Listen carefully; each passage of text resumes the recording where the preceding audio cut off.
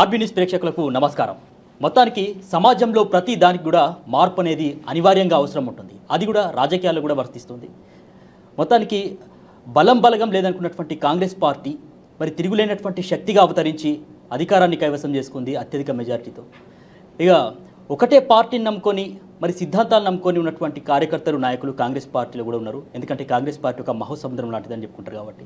So Kataram మండలానికి సంబంధించి కూడా మనం ప్రత్యేకంగా మాట్లాడుకుంటే కనుక కాటారం మండలానికి సంబంధించి కూడా మరి అదే పార్టీలో కొనసాగుతూ ప్రతిపక్షంలో కావచ్చు, ఇప్పుడు అధికార పక్షంలో కావచ్చు ఉన్నప్పుడు కూడా మరి ప్రజా సమస్యలే ధ్యేయంగా పరిష్కరిస్తున్నటువంటి నాయకులు ఎంతోమంది ఉన్నారు. తమదైనటువంటి మార్క్ చూపిస్తూ వెళ్తున్నటువంటి నాయకులు కూడా ఉన్నారు. అందులో మరి కాటారం ఎంపీపీ పంతగాని సమ్మయ్య గారు కూడా ఒకరు. మరి వారి గురించి మరిన్ని వివరాలు అడిగి తెలుసుకుందాం. మన ఆర్బీ న్యూస్ స్టూడియోలో ఉన్నారు. నమస్తే సార్. నమస్తే అండి. మొత్తానికి కాంగ్రెస్ పార్టీ అధికారాన్ని కైవసం చేసుకుంది. మొత్తానికి 100 రోజులు పూర్తవుతుంది. ఎట్లా అనిపిస్తుంది దీనికి సంబంధించి? చాలా బాగుందండి. ఏదైతే నిధులు, నీళ్లు, నియామకాలు అని ప్రత్యేక తెలంగాణ రాష్ట్రం కావాలని ప్రజలందరూ కోరుకున్నారో ఆ ఆకాంక్షలు ఒక్కటి కూడా నెరవేరకపోవడంతో 10 సంవత్సరాల కాలం వృధా అయిపోయి మరి మొన్నటికి మొన్న 100 రోజుల క్రితం సరిగ్గా జరిగిన ఎన్నికల్లో ప్రజలంతా కూడా వారి ఓటు హక్కు వినియోగించుకొని కాంగ్రెస్ పార్టీకి అఖండ విజయాన్ని అందివ్వడం జరిగింది. ప్రజాపాలన అని సాధించుకోవడం జరిగింది. మరి ప్రజాపాలన కూడా ఏదైతే కాంగ్రెస్ ప్రభుత్వం 6 గ్యారెంటీలు ఇచ్చాదో 6 గ్యారెంటీలను కూడా పక్కాగా అమలు చేయడం జరిగింది. రేపు జరగబోయే ఎంపీ ఎన్నికల్లో కూడా పూర్తిస్థాయి విజయం సాధించే దిశగా కొనసాగుతుంది. మొత్తానికి పంతకాని సమ్మయ్య గారు అంటే ప్రజలకు సంబంధించినటువంటి సమస్యని వెలికి తీసే ఒక జర్నలిస్టు స్థాయి నుంచి మరి ప్రజా సమస్యలు పరిష్కరించేటటువంటి ఒక నాయకుడిగా ఎదిగారు. ఆ జర్నీ ఒకసారి చెప్తారు, జర్నలిస్ట్ నుంచి నాయకుడి వరకు. అంటే మొదటిగా మీ ఆర్బీ న్యూస్కు ధన్యవాదాలండి. ఎందుకంటే ముఖ్యంగా మన జిల్లాతో పాటు పక్క జిల్లాలు అడపదడప రాష్ట్ర సమస్యలను, సంఘటనలను, సమావేశాలను మన ప్రాంత వాడుక భాషలో మన ప్రాంత ప్రజలకు మీరు పూర్తిగా వివరిస్తూ ముందుకు సాగుతున్నారు. మీ ఆర్బీ న్యూస్కు ధన్యవాదాలు. తర్వాత మరో ప్రయత్నం ఈ డిబేట్స్ మాలాంటి చిన్న నాయకులను, మాలాంటి మారుమూల ప్రాంత నాయకులను కూడా ఈ జిల్లా కేంద్రానికి మీ స్టూడియోకి ఆహ్వానించి అనేక సమస్యలను, మా మనోగతాన్ని, తర్వాత పార్టీ విధి విధాలను చర్చించే అవకాశాన్ని కల్పించినందుకు మీకు ముందుగా ఆర్బీ న్యూస్ యాజమాన్యానికి ముఖ్యంగా మీకు ధన్యవాదాలు తెలియజేస్తూ, నేను కూడా వాస్తవానికి జర్నలిజం అనేది చేయాలి అనేది ప్రశ్నించే తత్వం స్టూడెంట్ దశ నుంచే ప్రశ్నించే తత్వం ఉండే. ఏదైనా సమస్య ఉంటే దాన్ని అడగాలి అని, విషయం ఏదైనా ఉంటే దాని మీద సబ్జెక్టివ్గా మాట్లాడాలని ఒక కుతూహలంతో జర్నలిజం చదవడం జరిగింది. జర్నలిస్ట్గా కొన్ని రోజులు సిటీ ఛానల్ కావచ్చు, టీ న్యూస్ కావచ్చు చాలా చేయడం జరిగింది. అనంతరం నేను శ్రీధర్ బాబు సార్తో అనేక సందర్భాలలో ప్రెస్ మీట్లు అక్కడక్కడ పాల్గొన్నప్పుడు సార్ యొక్క అడ్మినిస్ట్రేషన్ చూసి, వారి యొక్క యాటిట్యూడ్ చూసి, అంటే ఇలాంటి నాయకుని దగ్గర పనిచేస్తే జర్నలిస్ట్గా కొన్ని సమస్యల్ని ప్రజల దృష్టికి తీసుకొస్తున్నాం, కానీ ఆ సమస్యలను పరిష్కరించడానికి కొంత ఫండ్ కావాలి, కొంత పవర్ కావాలి. సో అది రాజకీయంలో మాత్రమే సాధ్యపడుతుందనే ఉద్దేశంతో సార్ను నేను అడిగిన వెంటనే వారు నాకు ఎంపీటీసీగా మా కాటారం నుంచి అవకాశం ఇవ్వడం. మా ఎంపీటీసీలో కూడా గతంలో అంటే కాటారంలో కాంగ్రెస్ నుంచి గెలిచిన దాఖలు లేకుండే. సో నేను ఎంపీటీసీ వచ్చిన వెంటనే ప్రజలందరూ కూడా నన్ను ఆశీర్వదించి ఎంపీటీసీగా గెలిపడం జరిగింది. తదనంతరం మళ్ళీ సెకండ్ విడత కూడా రెండో దఫా కూడా సార్ నాకు టికెట్ ఇస్తే మళ్ళీ అంటే నేను ప్రతిపక్షమైనప్పటికీ ఎక్కువ అభివృద్ధి సంక్షేమ పథకాలు చేయలేకపోయినప్పటికీ ప్రశ్నిస్తాడు. అధికారులకు ఏదైనా సమస్య ఉంటే, ప్రజలకు ఏదైనా సమస్య ఉంటే అధికారుల దగ్గరికి వెళ్ళి మాకు సాధించి పెడతాడు అనే ఒక నమ్మకంతో ప్రజలు నాకు ఓటు వేయడం జరిగింది. మీరు అన్నట్టు జర్నీ అనేది ఓకే, అంటే జర్నలిస్ట్కు రాజకీయ నాయకునికి అంటే నా వైపునైతే ఇద్దరు కూడా ప్రజల పక్షాన పోరాడుతారు. ఇప్పుడు మీరున్నారు, ఇక్కడ సమస్య వచ్చిందంటే చుట్టాలు, బంధువులు లేకుంటే అక్కడికి అధికారులు రాకముందు మీరు జర్నలిస్ట్ అనేవారు అక్కడికి వెళ్తారు విత్ కెమెరాతో. సో అదేవిధంగా మా రాజకీయ నాయకులను కూడా తక్షణమే స్పందించి అక్కడికి వెళ్ళి మనకు తోచిన సహాయం చేస్తాను. సో రెండు కూడా ఒకవేళనే ఉన్నాయి. నాకు జర్నలిస్ట్గా ఎలా ఉన్నానో రాజకీయ నాయకుడు సేమ్ ఫీలింగ్, సేమ్ విధి విధానం కొనసాగుతుంది. మొత్తం మీద హ్యాపీగా అనిపిస్తుందండి. మొత్తానికంటే రెండు కూడా ప్రజల్లో మధ్యతో సత్సంబంధాలు ఉండేటువంటి వ్యవస్థ, జర్నలిజం కావచ్చు, ఇటు రాజకీయ నాయకులు. మరి పంతకాని సమ్మయ్య ఎందులో కంఫర్టబుల్గా ఫీల్ అవుతున్నారు? అప్పుడు బాగుండే అనుకుంటున్నారా, లేకపోతే ఇప్పుడు లీడర్గా కంఫర్ట్? ఓకే, అంటే మన కంఫర్ట్ జోన్ అనేది మనం డిసైడ్ చేసుకుని బట్టి ఉంటుంది. ఈ రెండు కూడా మనం కావాల్సుకొని చేసుకునేయండి. అంటే యాక్సిడెంట్గా జరిగినది కాదు. జర్నలిస్ట్ కూడా కావాలని ఇష్టంతో చదివి తర్వాత ఛానల్ కూడా ఇష్టంతో పెట్టి మా ప్రాంతంలో మన ప్రాంతంలో సమస్యలు చేయాలని అది కావాల్సుకొని నేను పట్టుబట్టాను. దానికంటే ఇంకా దీని ద్వారా ఎక్కువ చేయొచ్చు అనే ఉద్దేశంతో రాజకీయం కొరలోకి వచ్చి రాజకీయంలో కూడా మోర్ కంఫర్టబుల్గా నాకు మా శ్రీధరరావు సార్ పూర్తి స్వేచ్ఛ ఇవ్వడం. కొంతమంది నాయకులను చూస్తాం, అధికారులు ఆయన వస్తే పనిచేయదు, ఈయన వస్తే పనిచేయదు. మా సార్ అయితే మా ఎంపీపీ గారు ఉన్నారు కదా, ఆయన చూసుకుంటారని చెప్తారు. సో అంత నమ్మకం, అంత ఫ్రీడమ్ ఇస్తారు. సో అధికారులు కూడా దేవుని దయ వల్ల నేను ఇప్పటి వరకు ఏ అధికారి దగ్గరికి వెళ్ళినా అంటే చట్టము, సబ్జెక్టు, తర్వాత నిజమైన సమస్య, ఆ వ్యక్తిది న్యాయం ఉన్నది అన్నప్పుడు పోలీసు కానీ, మండల పరిషత్ కావచ్చు, రెవెన్యూ కావచ్చు, జిల్లా అధికారులు కావచ్చు, ఏ అధికారి కూడా మేము వెళ్తే కాదనిలే. సో కంఫర్ట్ అనేది ఏం లేదు. ఇద్దరు ఈ రెండు పాత్రలు కూడా నాకు పూర్తి సంతృప్తినిచ్చారు. మొత్తానికి అంటే ఎంపీపీగా ఒక అంటే బాధ్యత మీకు పెరిగింది కాబట్టి అక్కడ సంబంధించి కాటారానికి సంబంధించినటువంటి అపరిష్కృతంగా ఉన్నటువంటి సమస్యల్ని వేటిని పరిష్కరించారంటే ఏం చెప్తారు? చాలా మంచి ప్రశ్న అండి. మండల పరిషత్తు అధ్యక్షునిగా నేను ఎన్నికైన వెంటనే అంటే ప్రభుత్వం వచ్చేసి టీఆర్ఎస్ పార్టీ వచ్చింది. నేను ప్రధాన ప్రతిపక్షంలో కాంగ్రెస్ పార్టీలో శ్రీధర్ బాబు గారి అడుగుజాడలో నడుస్తూ ఉన్న క్రమంలో చాలా మటుకు మా మండలంలో ఉన్నటువంటి ఈ భూ ప్రక్షాళన ఏదైతే ఉందో, ధరణి రాకముందు భూమి ఆన్లైన్ చేయాలని, ఆ భూ ప్రక్షాళనలో మా ఎస్సీ ఎస్టీలు పేదలకు చెందిన అసైన్ ల్యాండ్స్ అన్నీ కూడా ఆన్లైన్ చేయలేదు అప్పుడున్న రెవెన్యూ అధికారులు. ఎందుకంటే ఎక్స్టెన్షన్ ఎక్కువ ఉంది, పట్టాలు ఎక్కువ ఉన్నాయి అని కొంతమంది రెవెన్యూ అధికారులు చేసినటువంటి పొరపాట్లను అప్పుడున్న రెవెన్యూ అధికారులు చేయకపోవడం వల్ల అసైన్ ల్యాండ్స్ అన్నీ కూడా ఆన్లైన్ కాకుండా ఉండిపోయినాయి. సో నేను ఎంపీపీ అయిన తర్వాత మా కాటారంలో 501 అనే ఒక సర్వే నెంబర్లో దగ్గర 1200 ఎకరాలు ఉంటుంది. 1000 మంది కుటుంబాలు ఆ భూమిని సాగు చేసుకుంటూ ఉంటారు.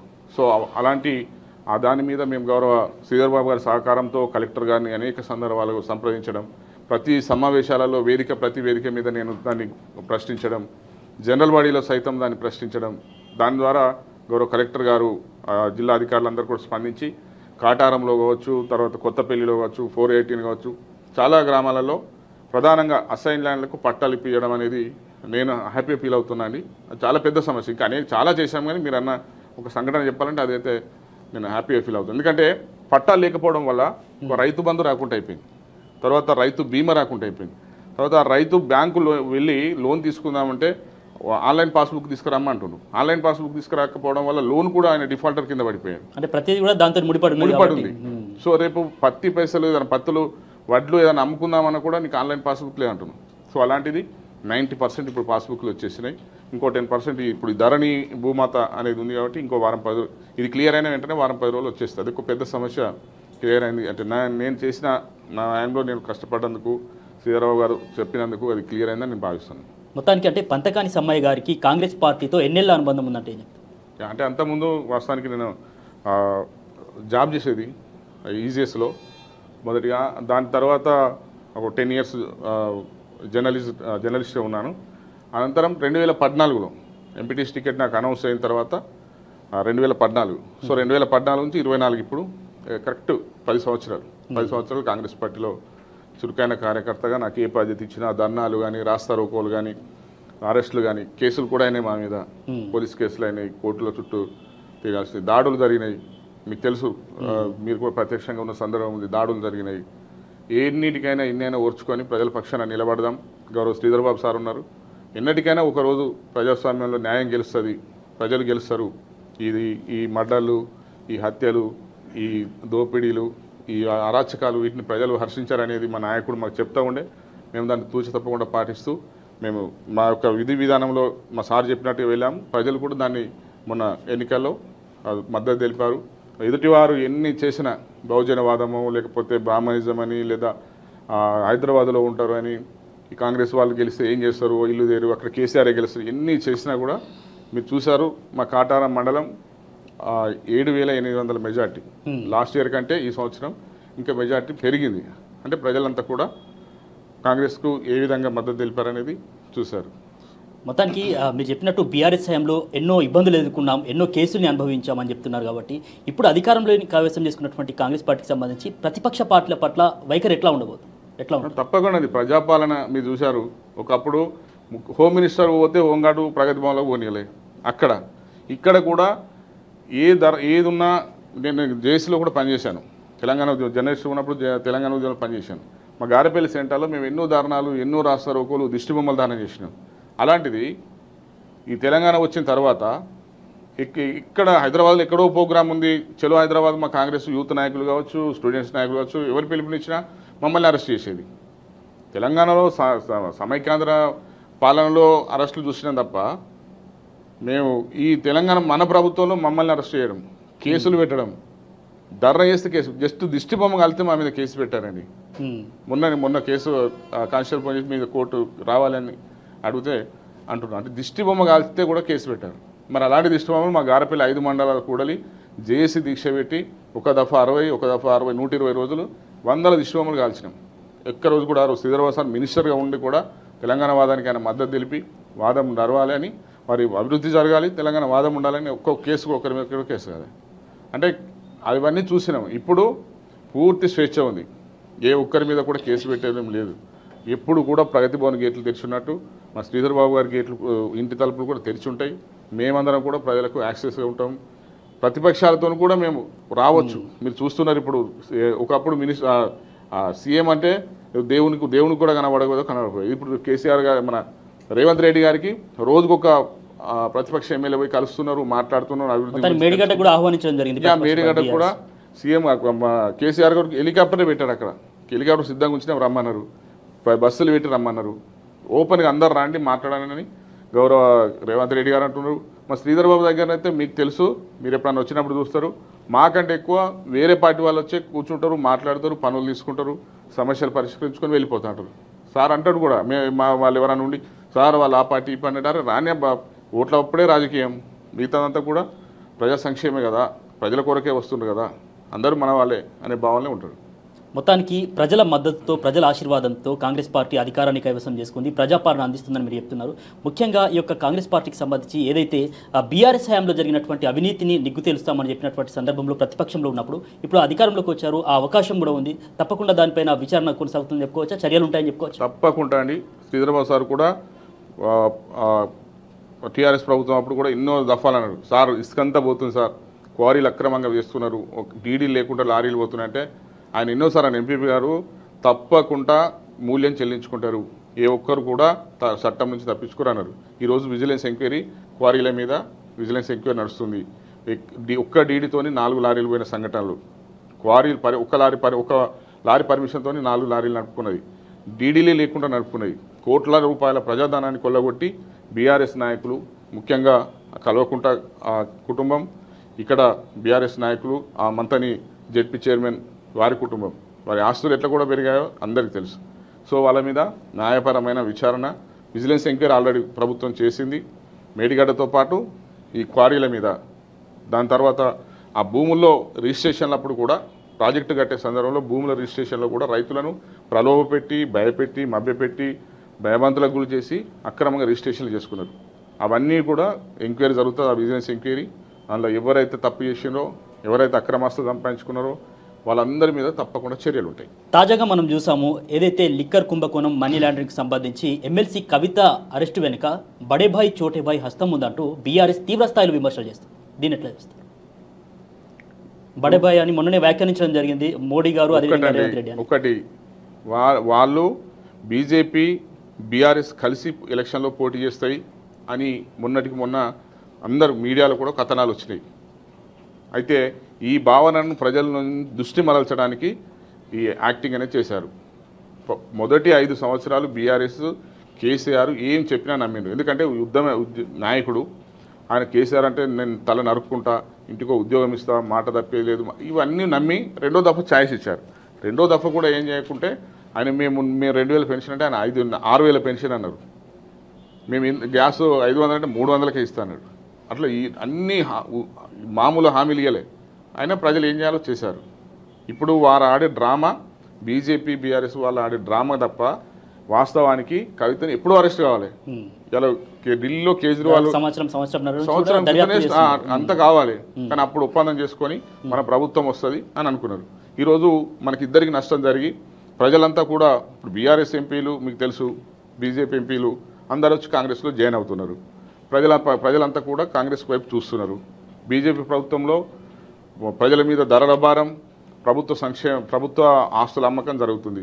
సో కాబట్టి కాంగ్రెస్ వైపు చూస్తున్నారు. కాబట్టి ఎస్పెషల్లీ తెలంగాణలో బీజేపీకి బీఆర్ఎస్కు పుట్టగతులు ఉంటలేవు కాబట్టి ఇద్దరు కలిసి డ్రామా ఆడుతున్నారు. కానీ ప్రజల నుంచి స్పందన పక్కా స్పందన అండి. పోయినసారే ప్రజలందరూ కొంచెం టీవీలు చూసింది, అయ్యో కవిత అరెస్ట్ అవుతుందా కాదా అనేది ఒక నడిచింది తప్ప ఇప్పుడు ఎవరు స్పందించలే, లైట్ తీసుకున్నారు. అది వాళ్ళే ఇప్పుడు తెలివి అనేది మారుమూల మా పంకెనపల్లిలో ఉన్నటువంటి ముసలి వాళ్ళు కూడా యూనివర్సిటీ ప్రొఫెసర్ల వాళ్ళని ఆలోచిస్తున్నారు. అందరికీ నాలెడ్జ్ వచ్చింది, రాజకీయ వికేంద్రీకరణ జరిగింది. వారిదో ఎక్కడో కూర్చొని డ్రామాలు ఆడితే ఎవరు అది చేస్తారండి? తప్పు చేసింది ఆమె, కోట్ల రూపాయల అవినీతి మనీ లాండరింగ్కి పాల్పడ్డది. లిక్కర్ స్కామ్ అనేది ఆల్రెడీ ఉప ముఖ్యమంత్రి జైల్లో ఉన్నారు, పెద్ద పెద్ద వాళ్ళు జైల్లో ఉన్నారు, అప్రూవర్గా మారారు చెప్తున్నారు. ఎప్పుడో అరెస్ట్ కావాలి. ఈ ఎలక్షన్ స్టంటు ఎలక్షన్ కొరకు ఏదో చేస్తే ప్రజలంతా అమాయకులండి. అది తప్పు. తప్పకుండా ఎలక్షన్లో బీఆర్ఎస్కు బీజేపీకి ప్రజలు బుద్ధి చెప్తారు. ఆ డ్రామాలన్నీ బంద్ అవుతాయి. ఇక్కడ కేసీఆర్ అప్పుడు ఎన్ని డ్రామాలు చేశారో ఇప్పుడు బీజేపీ చేసే డ్రామాలు కూడా ఎవరు విశ్వసించారు. ఒకటి లేదా రెండు బీజేపీకి వస్తాయి. ఒకటి అసదుద్దీన్ ఓవైసీ గారు హైదరాబాద్, బీఆర్ఎస్కి అయితే అసలు ఒక సీటు కూడా రాదు. వారికి ఈ పార్టీ ఈ ఎలక్షన్ 100 సీట్ల కంటే ఒక్కటి తగ్గదు అన్నారు కేసీఆర్ గారు, కేటీ గారు. మీకు తెలుసు 100 సీట్లు కంటే ఒక్కటి తగ్గదు, 100 సీట్లకు పైగా మనకు వస్తాయన్నారు. ఎన్ని వచ్చినాయో మీరందరూ చూశారు, ప్రజలందరూ చూశారు. మాటలు మస్తు చెప్తారు. వాళ్ళకు ఉన్నదే గది, వాళ్ళు కేవలం మాటలతోనే పబ్బం గడుపుతారు. మొత్తానికి అంటే ఎమ్మెల్సీ కవిత అరెస్ట్ అనేది నాటకీయ పరిణామం అని మీరు అంటున్నారు. ముఖ్యంగా ఇప్పుడు ప్రభుత్వం మీదే ఉంది కాబట్టి మరి ఏదైతే మేడిగడ్డకు సంబంధించి అనేకమైనటువంటి ఆరోపణలు చేసినటువంటి కాంగ్రెస్ పార్టీ అధికారంలోకి వచ్చిన తర్వాత మరి దాన్ని వేగవంతం చేసి కేసీఆర్కి సంబంధించినటువంటి అవినీతిని కావచ్చు దాన్ని నిగ్గు తేల్చవచ్చు కదా కుటుంబానికి సంబంధించి. అండి మీరు చేశారు. మొన్నటి మా కేబినెట్ కమిటీలో క్లియర్గా తీర్మానం చేశారు. దాన్ని విజిలెన్స్ ఎంక్వైరీకి సిట్టింగ్ జడ్జితో విచారణ కొరకు చేశారు. జడ్జి గారిని కూడా నియమించారు, రిటైర్డ్ జడ్జిని నియమించారు. విచారణ అంటే ₹1 ₹2 లెక్క కాదు కండి, కాదు క్లియర్గా ఇచ్చేది. కోట్ల రూపాయల అవినీతి జరిగింది. అది కేవలం ధనార్జన డబ్బు కొరకు చేసి కట్టినటువంటి ప్రాజెక్టే తప్ప దానివల్ల రైతులకు ఎలాంటి ఉపయోగం లేదు. పెట్టుబడికి ఒక రైతుకు దాంతో ఎలాంటి ఉపయోగం లేదని క్లియర్గా కాగు చెప్పింది. తర్వాత కాగు చెప్పిన దానికంటే ముఖ్యంగా ప్రత్యక్షంగా ఈరోజు మీడియా ప్రజలు ప్రపంచమంతా చూస్తున్నారు. కట్టిన 3 సంవత్సరాలు కాకముందే పిల్లలన్నీ ఎక్కడికక్కడికి పట్టపట్ట పగిలిపోయి కూలిపోయే దశకు వచ్చింది. దాంతోపాటు అన్నారం పిల్లల కింద నుంచి ఆల్రెడీ సీపేజ్ నీళ్ళు వాటర్ వెళ్ళిపోతుంది. సో నీళ్లు నిలిపే పరిస్థితి లేదు. కాబట్టి విజిలెన్స్ ఎంక్వైరీ ఉంది, విజిలెన్స్ ఎంక్వైరీ నడుస్తుంది. దాంతోపాటు రిటైర్డ్ జడ్జి విచారణ కూడా కొనసాగుతుంది. ఈ 100 రోజుల టైమే ఇచ్చారు. మీరు కూడా అంటే ఏదో కాలయాపన చేయడానికి మళ్ళీ ఇంకేదో అనుకోకండి. కేవలం 100 రోజులు. మొన్నటి ప్రెస్లో చూడండి, 100 రోజులలో పూర్తి స్థాయి నివేదిక ఇస్తారు. ఎవరైతే దోషులు ఉంటారో వారి మీద యాక్షన్ జరుగుతుంది తప్ప ఎట్టి పరిస్థితి లేదండి. ప్రజల రూపాయలవి, ప్రజాధనం ఎవరు తినడానికి లేదు. తప్పకుండా కల్వకుంట్ల కుటుంబం ఇలా కవిత పోయింది, వెంటనే అందరూ వెళ్లాల్సిందే. మొత్తానికి 84 పిల్లర్లు ఉన్నాయి, ఎక్కువ ఉన్నాయి. దానికి సంబంధించి ఒక 2 పిల్లర్లు పోతే అంత రాద్ధాంతం ఎందుకనేటటువంటి కోణంలో కేసీఆర్ కావచ్చు, కేటీఆర్ కావచ్చు చెప్తున్నటువంటి పరిస్థితి. దీన్ని మీరు కాంగ్రెస్ పార్టీకి ఎట్లా చూస్తారు? ఇప్పుడు కేసీఆర్ గారికి 2 కాళ్ళు ఉన్నాయండి. మరి ఒకటి ఇరిపోతే ఆయన ఒకదాంతోనే అసెంబ్లీకి ఎక్కడ రాలే కదా, పోయి హాస్పిటల్ పడుకున్నారుగా.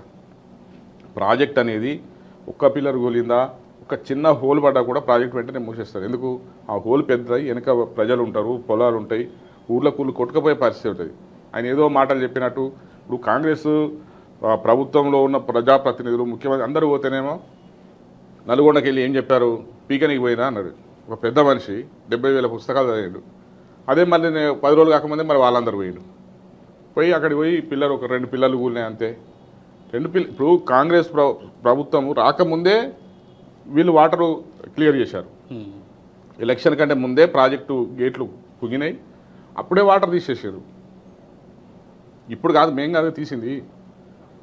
మరి ముఖ్యంగా భాష పైన కూడా ఎక్కువ కౌంటర్స్ వేస్తున్నారు, ఆరోపణలు చేస్తున్నారు. ఒక ముఖ్యమంత్రి స్థాయి వ్యక్తి ఉండి ఆ విధంగా మాట్లాడతారా, పేగుల మెడలో వేసుకుంటాము, కత్తుల మెడలో వేసుకుంటాము అని చెప్పేసి అట్లా చెప్తారా అని చెప్పేసి చెప్తున్నారు. భాష గురించి మాట్లాడితే ఏమంటారు? భాష గురించి కేసీఆర్ గారు మాట్లాడితే దయ్యాలు వేదాలు వలించినట్టు ఉంటుందండి. ఈరోజు తెలంగాణలో రాజకీయాన్ని ఒక రాజకీయం అంటేనే మేధావులు కానీ బుద్ధిజీవులు కానీ విద్యావంతులు అసహించుకునే స్థాయికి వచ్చింది. రాజకీయ నాయకులు మాట్లాడే భాష అట్టడుగు స్థాయికి వెళ్ళింది అని అంటే కేవలం కేసీఆర్ గారు. ఆ రోజు తెలంగాణ ఉద్యమం నడిచే క్రమంలో ఆంధ్ర వాళ్ళను ఇష్టం వచ్చినట్టు తిట్టారు. సరే, తెలంగాణకు అన్యాయం చేశారు కాబట్టి తిట్టాను అనుకున్నాం. ఈరోజు తెలంగాణ వచ్చిన తర్వాత కూడా పాత్రికేయులను కూడా ఏమైనా రాహుల్ తలకాయ ఉన్నదా, ఏం మాట్లాడుతాను, నీకు తెలుసా, సోయి ఉన్నదా, నువ్వు చేస్తావా చెయ్యి, అని అంటే ప్రెస్ మీట్లో కూడా అధికారులను, తోటి గౌరవ మంత్రులను, ఎమ్మెల్యేలను, ఇంకా ప్రతిపక్ష వాళ్ళనైతే మెడల్ని ఇరుచేస్తాం, నరికేస్తాం, కుక్కల కొడుకులు, మోడినా బోడినా, ఈ విపరీతమైన బూతులు, కొత్త రకమైన మాటలు. ఆయన 70,000 పుస్తకాలు చదివి ఆ 70,000 పుస్తకాలను ఎక్కడైనా బూతుంటే ఆ బూతును ఆ వ్యంగాన్ని, ఆ పదాన్ని మన తెలంగాణ, యావత్ తెలంగాణకు ఆయన పరిచయం చేశారు. వారు ఈరోజు భాష మాట్లాడుతున్నారంటే ఈరోజు ప్రజలందరూ కూడా రేవంత్ రెడ్డి గారిని ఎందుకు కోరుకున్నారు? కేసీఆర్ గారు మాట్లాడిన స్టైల్లోనే వారు మాట్లాడారు కాబట్టి మాట్లాడాల్సిన అవసరం వచ్చింది. సో మా శ్రీధరరావు సార్ ఉంటారు, వారు గౌరవంగా మాట్లాడతారు, మర్యాద మాట్లాడతారు. అంటే ఆ స్థాయిలో బూతులు మాట్లాడలేరు వారు. ఇక రేవంత్ రెడ్డి అంతకన్నా ఎక్కువ మాట్లాడుతున్నారు కాబట్టి ప్రజలు రేవంత్ రెడ్డి గారు ఈయనకైతే ఈయన గట్టిడు అనే ఉద్దేశం రావడం జరిగింది. ఆయన కేసీఆర్ వల్ల, కేటీఆర్ వల్ల రేవంత్ రెడ్డి గారు మాట్లాడుతున్నారు తప్ప అదే మిగతా అధికారులతో అట్లా మాట్లాడట్లేదే. ప్రెస్ మీట్లు చూస్తున్నారు మీరు, ప్రెస్ మీట్లో రేవంత్ రెడ్డి గారు, ముఖ్యమంత్రి గారు అంతే కదా, అంతే కదా. ఒక ముఖ్యమంత్రిని పీకనికి పోయినావా అన్నాడు, మళ్ళీ అదే పెద్ద మనిషి తెల్లారి ముఖ్యమంత్రి బూతులు మాట్లాడుతున్నా అంటున్నాడు. అంటే ప్రజలు అంత పిచ్చోళ్ళ. మొత్తానికి శ్రీధర్ బాబు గారికి సంబంధించి కూడా ఒక కళల ప్రాజెక్టు, చిన్న కాళేశ్వరం ప్రాజెక్టు అని చెప్పారు. దానికి సంబంధించి ఇప్పుడు అడుగులు ఎట్లా పడబోతున్నాయి, దాని ద్వారా మీ ప్రాంతానికి ఎట్లా మేలు జరగబోతుంది? 100% అండి. శ్రీపాదరావు గారు ఉన్నప్పుడు వారి మా ప్రాంతానికి రింగు రోడ్ అనేది ప్రధానంగా వారి కళ. తరువాత మా 5 మండలాలు, అప్పుడు 4 మండలాలు ఉండి ఇప్పుడు 5 మండలాలకు త్రాగునీరు, సాగునీరు ఈ 2 ప్రజలకు ఇవ్వాలనేది వారి కళ. విద్యా వైద్యం అందించడం జరిగింది. ప్రతి ఊర్లో ప్రతి పాఠశాల ఇవ్వడం జరిగింది, ప్రతి మండల హెడ్ క్వార్టర్ కాలేజీలు ఇవ్వడం జరిగింది. సో ఈ త్రాగునీరు అందించాలని వారి కళ నెరవేరలే.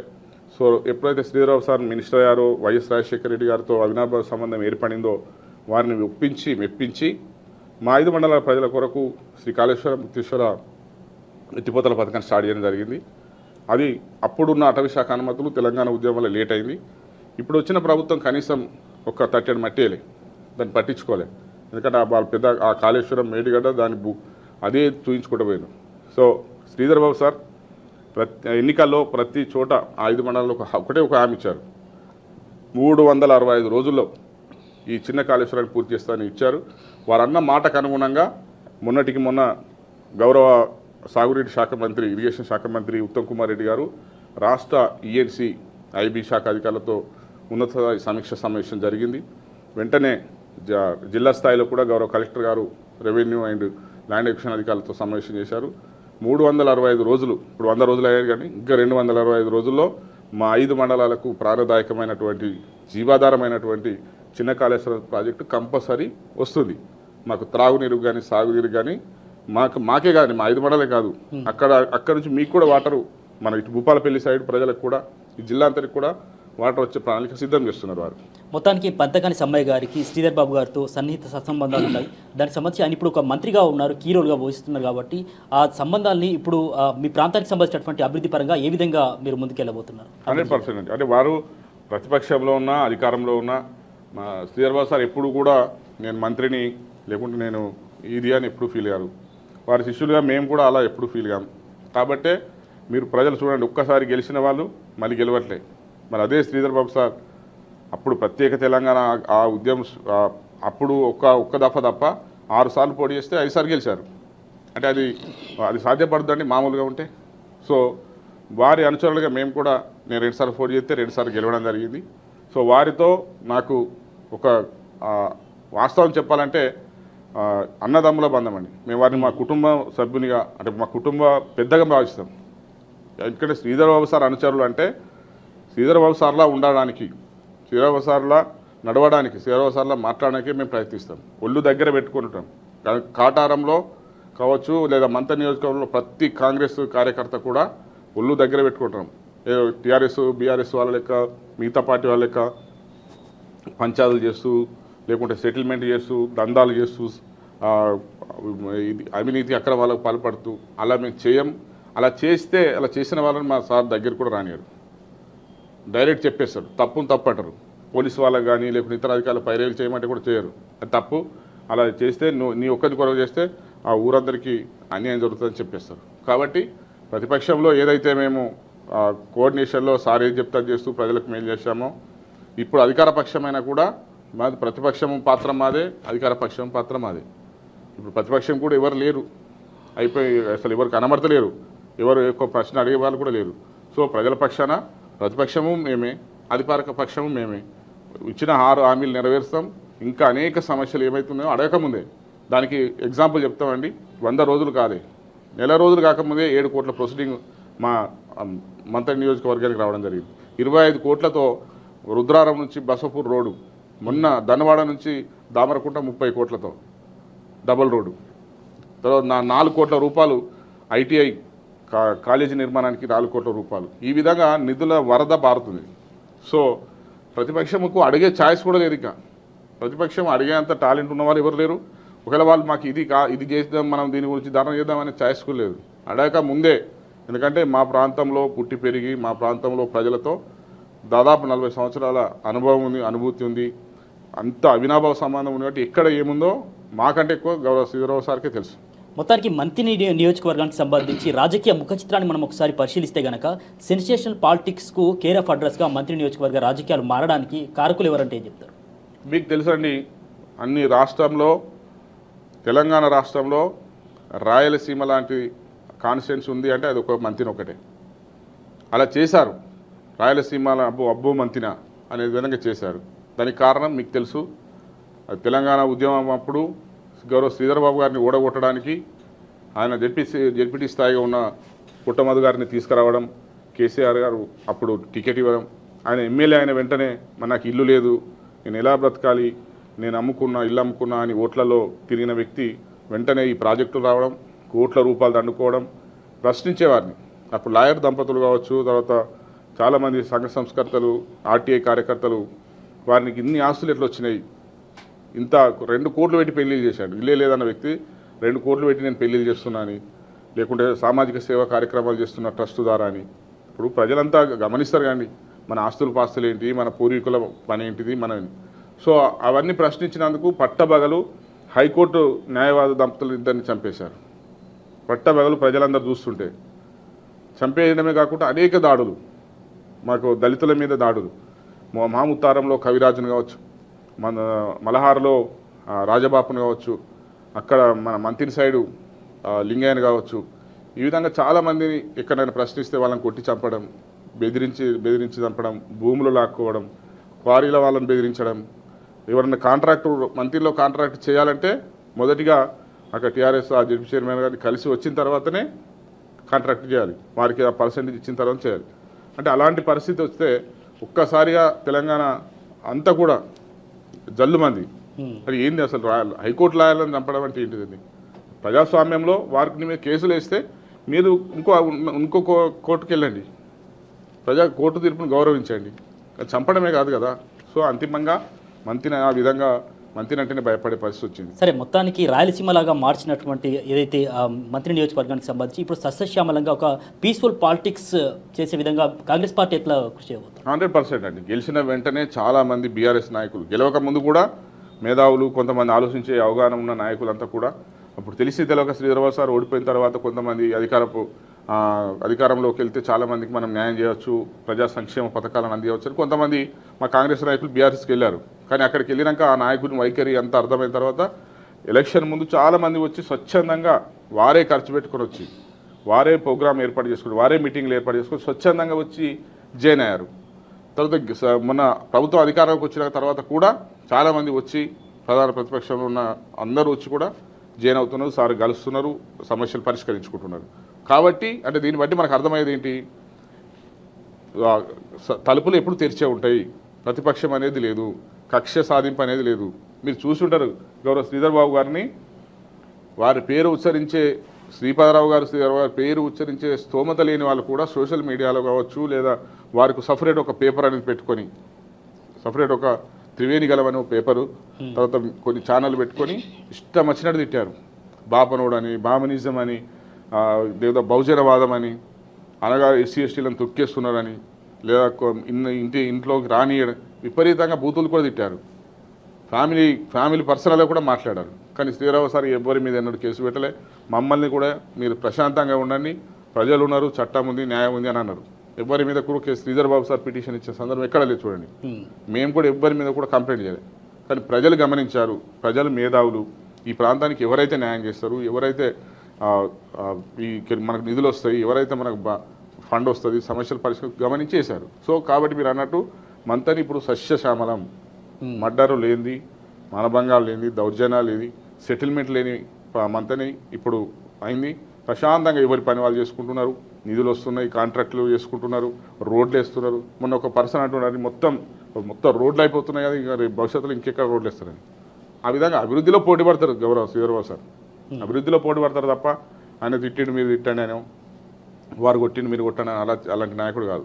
అలాంటి నాయకుడే తిన్ని దఫాలు గెలవరు కదా, ప్రజలు దాన్ని అసహించుకుంటారు కదా. సో కాటారంలో ఎట్లా ఉంది కాంగ్రెస్ పార్టీ పరిస్థితి? అంటే బలం గతంతో కంటే పోలిస్తే పెరిగిందని చెప్పుకోవచ్చు. 100% అండి. కాటారం కాంగ్రెస్ పార్టీకి కంచుకోట. ఎందుకంటే శ్రీధర్బాబు గారు మా శ్రీపాదరావు గారి సొంత ఊరు, మేము అందరం బుచ్చిపంతులని పిలుచుకునే దన్నవాడ మా కాటారం మండలంలో వారు జన్మించడం, వారి కడుపున శ్రీధర్బాబు సార్ జన్మించడం, మేము కాటారం మండలం చేసుకున్న ప్రజల యొక్క పూర్వజన సుకృతం. వారితో పాటు వారి ఉన్నత విద్యను అభ్యసించి రాష్ట్రంలో క్రియాశీలకంగా వారు స్పీకర్గా, శ్రీపాదరావు గారు స్పీకర్గా, మొన్న శ్రీపాదరావు గారి జయంతి రోజు మీరు వినుంటారు, పేరుకు అంటే రేవంత్ రెడ్డి గారు సీఎం అయినప్పటికీ ప్రతి ఆలోచన కూడా గౌరవ శ్రీధర్బాబు గారి సూచన మేరకు నడుస్తుందని పొంగిరెడ్డి శ్రీనివాసరెడ్డి గారు అన్నారు. గౌరవ సీఎం గారు కూడా దాన్ని బలపరిచారు. అంటే శ్రీధర్బాబు గారికి అలాంటివి ఉంది. సో దానికి అనుగుణంగా మా కాటారం మండల ప్రజలు కూడా వారికి మేము మద్దతుగా ఉన్నాం. మా ప్రజలందరూ కూడా శ్రీధర్బాబు సార్ ఎప్పుడు పిలిపించినా, ఏ ఎలక్షన్ అయినా మీరు చూడండి, అక్కడ ఎంపీపీగా అంటే అధికారంలో టీఆర్ఎస్ ఉన్నా కూడా ప్రజలంతా కూడా శ్రీధర్బాబు గారిని బలపరుస్తూ మమ్మల్ని గెలిపించారు. అంటే దీన్ని బట్టి మనం అర్థం చేసుకోవచ్చు, ఇలా ప్రతిపక్షమైనా అధికార పక్షమైనా ఎవరైతే పనిచేస్తారో అని అంటే కాంగ్రెస్. అంటే లాస్ట్ ఎన్నికల్లో 6300 మెజార్టీ వస్తే ఈ ఎన్నికల్లో మా దగ్గర నుంచి ఇంకో బలమైన నాయకుడు బీఎస్పీ నుంచి నేను బలమైన నాయకుడిని బీఎస్పీ నుంచి నిలబడ్డ ఓట్లనే నాకే వస్తాయి అని అనుకున్నా కూడా మాకు కాంగ్రెస్ పార్టీకి ఇంకా ఓటు శాతం పెరిగింది. ఇంకా 7,800 చిల్లర ఓట్లు వచ్చినాయి. మాకు ఓటు శాతం పెరిగింది తప్ప తగ్గలేదు. దీన్ని బట్టి కాంగ్రెస్ బలంగా ఉంది అని అర్థం. కాంగ్రెస్ బలంగా ఉంది అంటే శ్రీధర్బాబు గారికి మద్దతు తెలుపుతున్నామని అర్థం. మొత్తానికి ఇన్నేళ్ల కాంగ్రెస్ పార్టీ అనుబంధంలో చూసినట్లయితే కనుక పంతగాని సమ్మయ్య గారు ఎంపీటీసీగా, ఆ తర్వాత ఇప్పుడు ఎంపీపీగా కొనసాగుతున్నారు. ఇప్పుడు రాబోయేటటువంటి స్థానిక సంస్థల ఎన్నికలకు సంబంధించి మీ పాత్ర ఎట్లా ఉండబోతుంది, ప్రాధాన్యత ఎట్లా ఉండబోతుంది? ఇక అంటే భవిష్యత్తును మనం నిర్ణయించలేమండి. భవిష్యత్తును విధిరాత ఎట్లుంటే అవతల అవుతుంది, భవిష్యత్తు ఎట్లుండాలి అవుతుంది. సరే, ఇప్పుడు కులగణన చేస్తున్నారు కాబట్టి, కులగణన అని మొన్న అనౌన్స్ అయింది కాబట్టి కులగణన చేస్తారు. స్థానిక సంస్థల ఎలక్షన్ తర్వాత రిజర్వేషన్స్ అని చేంజ్ అవుతాయి. రిజర్వేషన్ చేంజ్ అయిన తర్వాత అంటే రిజర్వేషన్ కలిసి వస్తే గౌరవ శ్రీధర్బాబు సార్ అంటే ఎవరికి ఏ పాత్ర ఇస్తే, ఇప్పుడు ఒక మూవీ తీసే క్రమంలో డైరెక్టర్ అయితే ఎవరికి వారి పర్సనాలిటీని బట్టి, వారి క్యారెక్టర్ని బట్టి వారి డ్యాన్స్ వస్తుందా లేకుంటే ఎన్ని చూసి అదే పాత్ర ఇచ్చినట్టు శ్రీధర్బాబు సార్ పర్ఫెక్ట్ సెలెక్షన్ ఉంటుందండి. మీ బీఆర్ఎస్ వాళ్ళ లెక్క ఎవరు డబ్బులు ఇస్తే వాళ్ళకు టికెట్లు ఇస్తాం, ఎవరు వెహికల్ కొనిస్తే వాళ్ళకు చైర్మన్, మార్కెట్ చైర్మన్లు, టెంపుల్ చైర్మన్లు అట్లా ఉండదు. శ్రీధర్బాబు సార్ ఒక టికెట్ ఇవ్వాలంటే ఆయన మమ్మల్ని ఎంఆర్ఐ స్కాన్లా పూర్తిగా పరిశీలిస్తారు. మా చదువు చూస్తారు, మా ప్రవర్తన చూస్తారు, మేము జనంతో మసులుకునే విధానం చూస్తారు, మేము జనంతో జనాన్ని ఏ విధంగా రిసీవ్ చేసుకుంటున్నాం. ఎట్ ది సేమ్ టైం ఎలక్షన్లో వారి కొరకు మేము ఏ విధంగా కష్టపడ్డాం, వారి గెలుపులో మేము ఏ విధంగా కష్టపడ్డాం, వారు ఇచ్చిన పిలుపులో, వారు ఏదైతే ప్రతిపక్షంలో ఉన్నప్పుడు కావచ్చు, అధికార పక్షంలో ఉన్నప్పుడు కావచ్చు, వారు ఇచ్చిన పిలుపులో ఏ విధంగా ఉన్నాం, అధికారులతో ఏ విధంగా ఉన్నాం, మొత్తం ఓవరాల్ కలిపి పార్టీకి పనిచేస్తున్నాము. ఆ పార్టీ పేరుకు చెడ్డ పేరు లేకుండా వారు కష్టపడుతున్నారు. వారు నియోజకవర్గాన్ని అభివృద్ధి చేయడంలో అహర్నిశలు కష్టపడుతున్నారు. వారు పడే కష్టానికి మేము చేదోడు వాదోడుకుంటున్నామా లేకుండా ఇంకా నష్టం చేస్తున్నామో చూసి ఇస్తారు తప్ప నేను ఇప్పుడు ఇదైతే అదైతే నేను గొప్ప చెప్పుకుంటే కాదండి. మొదటిగా రిజర్వేషన్ రావాలి, తర్వాత గౌరవ శ్రీధర్బాబు గారు నాకు అవకాశం దేనికైతే సూట్ అవుతారో వారు సెట్ చేస్తే ఓకే. అంటే ఒక లీడర్గా మనసులో కూడా ఒకటి ఉంటుంది కదా, కోరిక ఇది కావాలి అని చెప్పేసి. కోరికలు ఏం లేవండి, మనం తెలియంది ఏం కాదు. ఒకప్పటి రాజకీయాలు కాదు, ఇప్పుడు రాజకీయ నాయకుడు అంటే ఓపెన్, చుట్టూ మీడియా, ప్రతి ఒక్కరి చేతిలో మొబైల్ ఉంది, ప్రతి ఒక్కరికి రాజకీయం తెలిసింది. ఒకప్పటి రాజకీయంలో 4 స్కీములు, 4 లోన్లు, 4 ఇంద్రమీన్లు, లేకపోతే ఇంకేదో పెట్టుకొని ఏదో లీడర్ సంపాదించుకునే అలాంటి లేవు. ఎట్ ది సేమ్ టైం నా నేచర్ కూడా అది కాదు. నాకేదో కోట్లు సంపాదించాలి లేకపోతే పెద్ద పెద్ద పదవులు చేయాలనేది కూడా లేదు. ఎనఫ్ అంటే మేము అంటే వాస్తవానికి ఒక దళిత కుటుంబం నుంచి చాలామంది పెద్ద పెద్ద వాళ్ళు ఉన్నారు. అయినా కూడా నేను చిన్న వయసులో తక్కువ టైంలో గౌరవ శ్రీధరరావు సార్ నాకు ఈ అవకాశం ఇచ్చారు. నేను కూడా పూర్తి స్థాయిలో దాన్ని వినియోగించుకున్నానని నేను భావిస్తున్నాను. సో మొత్తానికి ఫైనల్లీ కాటారానికి సంబంధించి ఇంకా జరగాల్సినటువంటి అభివృద్ధి ఏంటి, దానికి ఎట్లా మేము ముందుకెళ్ళవచ్చు? కాటారం చాలా మంచి క్వశ్చన్ అండి. కాటారంకు ఇంకా చాలా ఎంత చేసినా కూడా సమస్యలు అనేవి ఉంటూనే ఉంటాయి, తర్వాత అవసరాలు ఉంటూనే ఉంటాయి. సో కాటారం ఏరియాలో గౌరవ శ్రీధరబాబు సార్ పెద్ద ఒక మంచి విజన్ ఉంది. కాటారం అనేది ఎందుకంటే సబ్ డివిజన్ 5 మండలాలకు పంకెన పల్లిమెల, మహాదేవ్పూర్, మహాముత్తారం, మల్హార్ ఈ 5 మండలాల కూడలి కాటారం కాబట్టి కాటారంలో 5 మండలాలకు చెందినటువంటి జాబర్స్ ఉంటారు, ఉద్యోగులు, ఉపాధ్యాయులతో తర్వాత కార్మికులు ఉంటారు. సో కాటారంను డెవలప్ చేయాలనేది వారిని ఉంది. ఒక కాటారంకు ఒక డిగ్రీ కాలేజీ, దాంతోపాటు పాలిటెక్నిక్ కాలేజీ మొన్న వచ్చేది, ఐటీఐ కూడా మొన్న 4 కోట్ల రూపాయలు శాంక్షన్ చేశారు. వీటితో పాటు మొన్న కోర్టు కూడా శాంక్షన్ రావడం జరిగింది కాటారం చేయడానికి. తర్వాత ఎన్హెచ్ జాతీయ రహదారిగా ఈ మన వరంగల్ నుంచి కాళేశ్వరం మొన్న 4 లైన్ల విస్తరణ కొరకు గౌరవ శ్రీధరరావు సార్ ఢిల్లీకి వెళ్ళి మాట్లాడి ఫండ్ తీసుకురావడం జరిగింది. At the same time Peddapalli నుంచి కాటారం వరకు కూడా 4 లైన్ల రోడ్డు అవుతుంది. సో ఇంకా కూడా అయినా కూడా కాటారం చాలా పెద్ద మండలం, చాలా వెనుక అప్పుడు తీవ్రవాదంతో, నక్సలిజంతో, నిరక్షరాస్యతతో, నిజాం నవాబుల రజాకార్ల పాలనతో వెనుకబడిన మండలం కాబట్టి ఎక్కువ ఎస్సీ ఎస్టీలు తండాలు, ఎక్కువ పేదవాళ్ళు ఉన్న మండలం కాబట్టి ఆ మండలాన్ని డెవలప్ చేయడానికి గౌరవ శ్రీధరబాబు సార్కు ప్రత్యేకమైన ఒక ప్రణాళిక ఉంది. ఆ ప్రణాళికతో వాళ్ళు తప్పకుండా ముందుకెళ్తారు. కోట్ల రూపాయల ఫండ్ అయితే వస్తుందండి, ఇప్పుడు వస్తున్నది, ఇంకా వస్తూనే ఉంటుంది. సో ఫైనల్లీ ఇప్పుడు రాబోయేటటువంటి పార్లమెంట్ ఎన్నికల్లో కాంగ్రెస్ పార్టీ ఎట్లా ఉండబోతుంది అనుకుంటున్నారు? పార్లమెంట్ ఎన్నికల్లో ముఖ్యంగా మాది పెద్దపల్లి కాన్స్టిట్యున్సీకి వస్తుంది. పెద్దపల్లి కాన్స్టిట్యున్సీకి వచ్చినప్పుడు Peddapalli constituency, Manthani constituency MLA గారికి ఎట్లా కంచుకోటనో పెద్దపల్లి కాన్స్టిట్యున్సీ అనేది కూడా అప్పుడు కాకా వెంకటస్వామి గారి నుంచి కానీ అంతకుముందు అప్పటి నుంచి కూడా కాంగ్రెస్ పార్టీ కంచుకోట. మధ్యలో తెలంగాణ వాదం వచ్చిన తర్వాత 2 దఫాలు బీఆర్ఎస్ గెలిచిన తప్ప కాంగ్రెస్ పార్టీ కంచుకోట. ఈ దఫా అయితే తప్పకుండా కాంగ్రెస్ పార్టీ విజయదుందుబి మోగిస్తుంది. రాష్ట్రంలోనే పెద్దపల్లిలో అత్యధిక భారీ మెజార్టీ ఇస్తుందని నేను భావిస్తున్నాను.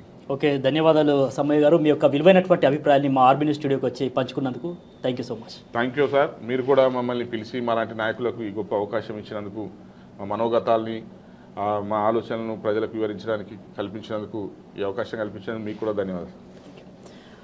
మొత్తానికి చూశారు కదా, పచ్చగా ఉన్నటువంటి మంత్రి నియోజకవర్గాన్ని కొందరు స్వార్థ రాజకీయాల కోసం మరో రాయలసీమలా మార్చారని ఎంపీపీ పంతకాని సమ్మయ్య గారు అంటున్నారు.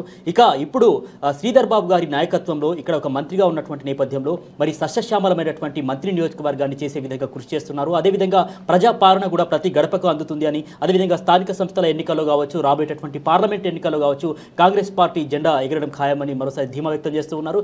తనకు సంబంధించి పదవులపైన ఆశ లేదు, మరి తమ నాయకుడు ఏది ఆదేశిస్తే దానికి సంబంధించి తూచ తప్పకుండా పాటిస్తారని కూడా చెప్తున్నారు. ఇది నాటి ఇంటర్వ్యూ. మరో కార్యక్రమంలో మళ్ళీ కలుద్దాం. చూస్తూనే ఉండండి ఆర్బీ న్యూస్.